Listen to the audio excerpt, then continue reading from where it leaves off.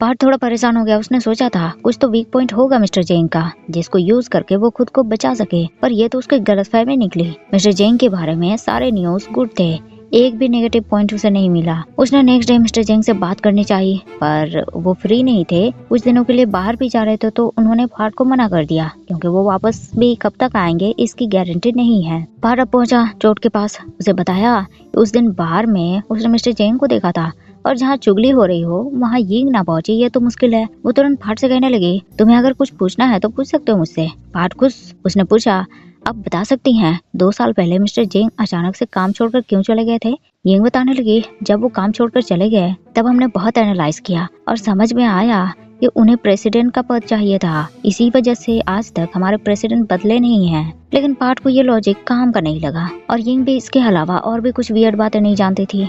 चोट तुरंत पार्ट को बाथरूम ले आया। उसे डांटने लगा कि यिंग से ऐसे क्वेश्चन पूछने का क्या मतलब है। पार्ट ने सच बता दिया, वो मिस्टर जेंग हमेशा मुझे बुली करते हैं ना, तो मैं उनके वीक पॉइंट के बारे में जानना चाहता था ताकि उसे यूज करके मैं बच सकूं, क्योंकि सम टाइम्स वो बहुत अच्छे हो जाते हैं और सम टाइम्स बहुत ही हॉरिबल हो जाते हैं। चोट बोलने लगा, पार्ट अभी मैं देख सकता हूँ कि मिस्टर जेंग बदल रहे हैं, और कब वो तुम्हारे सामने हॉरिबल बने? ओ याद आया, वो लास्ट वाला प्रोजेक्ट है ना? पार्ट बोलने लगा, वो तो है, और पता है आपको मुझे मिस्टर जेंग के घर में लड़की के सामान मिले। आपने कहा था कि उनकी कोई गर्लफ्रेंड नहीं है, बट आई थिंक वो किसी लड़के को छुपा रहे हैं। चोट ने उसे डांट दिया पर वो पार्ट को टीज करने लगा, कहीं ऐसा तो नहीं पार्ट तुम्हें मिस्टर जेंग पर क्रश है? पार्ट तुरंत ना बोलने लगा, लेकिन तभी मिस्टर जेंग की आवाज आई और दोनों बाथरूम के अंदर छुप गए। मिस्टर जेंग बाथरूम आए, उनको एक फोन कॉल आया और वो बहुत ही ज्यादा प्यार से बातें करने लगे। उन्होंने संडे को उस पर्सन के साथ मीटिंग फिक्स की। पार्ट और चोट दोनों उसकी बातें सुनकर हैरान थे, लेकिन पार्ट को फिर छींक आने लगी और उसने छींक भी दिया।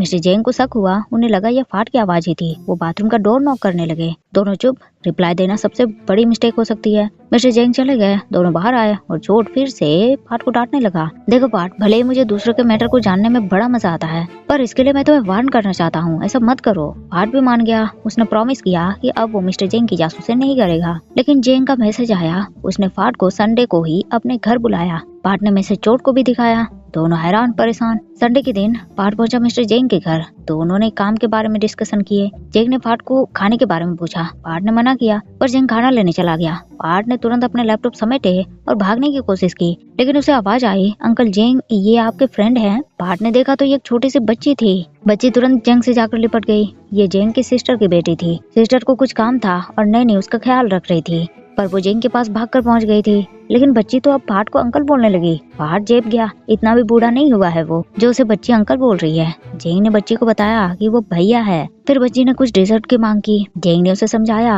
आज गेस्ट आए हैं ना, तो घर में ही खाना बनाएंगे। बच्ची हैप्पी। उसने पार्ट को भी अपने साथ खाना खाने के लिए इनवाइट किया। पार्ट मान गया। जेंग ने फिर सोफे पर से नेल पेंट उठाए जो उसी बच्ची के थे। पिछली बार वो भूल गई थी। जेंग वो नेल पेंट बच्ची को लगाने लगा। पार्ट को अब खुद पर बहुत शर्म आ रही थी। कैसे कैसे बातें वो मिस्टर जेंग के बारे में सोच रहा था। सबने खाना खाया और मिस्टर जेंग ने पार्ट को थैंक्स किया कि उसे बैडमिंटन खेलने का एडवाइस दिया उसने। पार्ट बोलने लगा, वो आप गोल्फ खेलने के लिए सबको बोल रहे थे ना, तो सब कंफ्यूज हो गए थे, इसीलिए मैंने बैडमिंटन का एडवाइस दिया। लेकिन पार्ट को अभी भी ये यकीन नहीं हो रहा था कि मिस्टर जेंग बदल रहे हैं। ये बात जेंग को भी समझ आ गई, लेकिन पार्ट के कुछ बोलने से पहले ही बच्ची की आवाज आई और वो बच्ची के पास चला गया। पार्ट वापस आया, फोन देखा तो एक नोटिफिकेशन था। मिस्टर जेंग ने उसे सोशल मीडिया पर रिक्वेस्ट भेजे थे। पार्ट परेशान, क्या करे? उसने डिलीट का ऑप्शन प्रेस कर दिया। नेक्स्ट डे जब पार्ट ऑफिस आया तो देखा नोटिस बोर्ड पर सबके फोटोज लगे थे और कुछ उनके फोटोज के सामने भी लिखे हुए थे।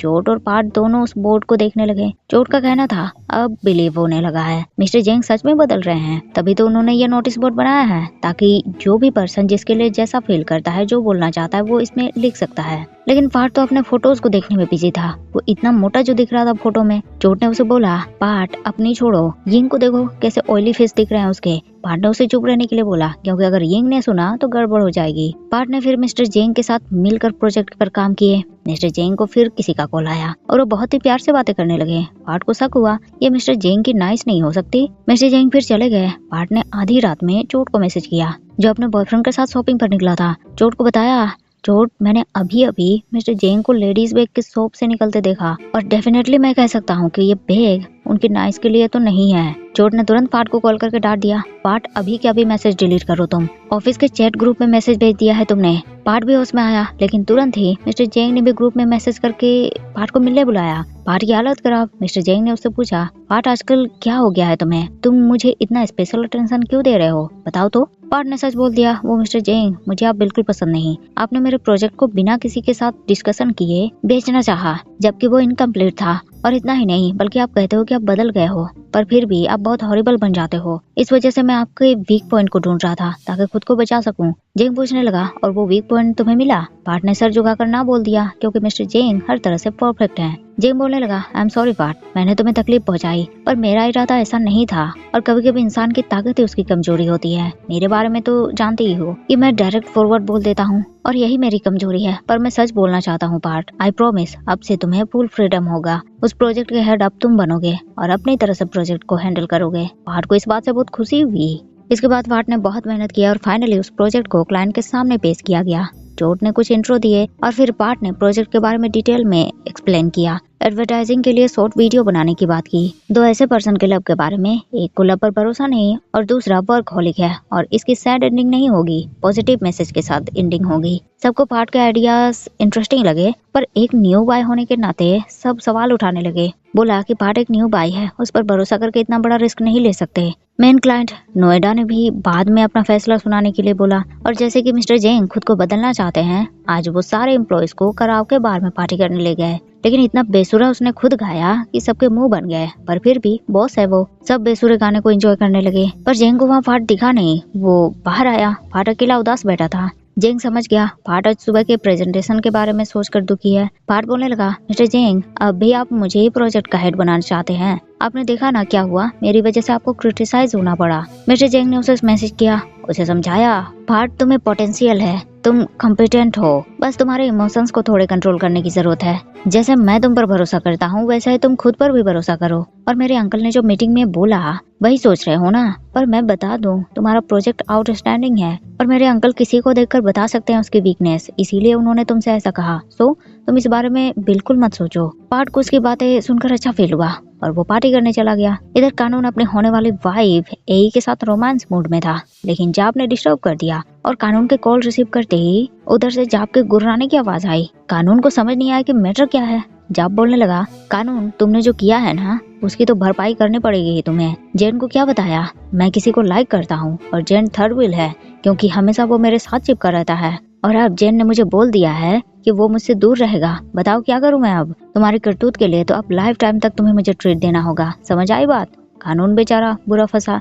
आधी रात में मिस्टर जेंग ने पार्ट को मैसेज करके बताया कि प्रोजेक्ट अप्रूव हो चुका है। पार्ट हैप्पी, उसने तुरंत मिस्टर जेंग को थैंक्स किया। जेंग मैसेज देखते ही बहुत खुश हो गया, और उसकी इस खुशी का राज भी तो वो खुद ही है। पार्टी के टाइम जब पार्ट को उसने कुछ ज्यादा ही उदास देखा तो क्लाइंट नोएडा को कॉल कर दिया। उनसे रिक्वेस्ट की कि हमारी टीम ने बहुत मेहनत की है, पार्ट के इमोशंस को हम कंट्रोल कर लेंगे, हमें बस एक मौके की जरूरत है। आप प्लीज हमारे प्रोजेक्ट के बारे में एक और बार सोचिए। और इस तरह से नोएडा ने प्रोजेक्ट को अप्रूव कर दिया। नेक्स्ट डे पार्ट और जेंग साथ में ऑफिस पहुंचे। देखा सब चोट के कराव के वीडियोस देख रहे थे। वो कैसे लड़कियों की तरह डांस कर रहा था, और इस बारे में तो कोई भी नहीं जानता था। मिस्टर जेंग को देखते ही सब काम पे लग गए। जेंग ने पार्ट से पूछा, इन्हें प्रोजेक्ट के बारे में नहीं मालूम ना? पार्ट ने ना में जवाब दिया। जेंग पूछने लगा, और तुम्हें कब से शक हुआ कि मैंने अपने घर में लड़की को छुपा कर रखा है? पार्ट की चोरी तो सामने से पकड़ी गई। उसने जेंग से पूछा, मिस्टर जेंग, तो क्या ये सच है, आपकी गर्लफ्रेंड है? जेंग हंसने लगा, पार्ट, मेरे बिजी शेड्यूल के साथ साथ काफी सारे बिजी एम्प्लॉयज भी हैं, तो लव के लिए मेरे पास टाइम ही कहाँ। मेरी कोई गर्लफ्रेंड नहीं है पार्ट हैप्पी। कुछ देर बाद आज जाप भी ऑफिस आया। वो पार्ट से मिला, पता चला वो भी इस कंपनी से रिलेटेड है और उसकी प्रोडक्शन कंपनी इसी के बदौलत मिली है, इसीलिए वो इतना प्राउड फील नहीं करता। पार्ट को फिर जाप से कुछ जानी पहचानी से स्मेल आने लगी। जाप भी खुद को सूंघने लगा, कहीं वो बदबू तो नहीं दे रहा, पर ऐसा तो बिल्कुल नहीं था। जेंग भी लेडीज कैरी बैग जाप को देने आया, अपनी मॉम को देने के लिए कहा। पार्ट कंफ्यूज हो गया, कुछ बातें समझ आई और कुछ नहीं भी। शाम को जेंग ने पार्ट को घर ड्रॉप किया, लेकिन पुट भी वहाँ आ गया। पार्ट से बात करने की कोशिश करने लगा। वो कुछ पिया हुआ सा था। उसने पार्ट को दोबारा टुगेदर होने के लिए कहा। पार्ट ने उसे साफ मना कर दिया। उसे बोला, देखो पुट, हमें अलग हुए 2 साल हो चुके हैं और ऐसा मत करो प्लीज। पार्ट ने पुट को वहीं अपने घर के बाहर छोड़ दिया और वो घर के अंदर चला गया। तो इसी के साथ स्टेप बाय स्टेप एपिसोड 4 यही एंड होता है। वीडियो आपको पसंद आया हो तो लाइक शेयर जरूर कर दीजिएगा एंड मिलते हैं फिर नेक्स्ट वीडियो में। Thank you so much guys for watching the video.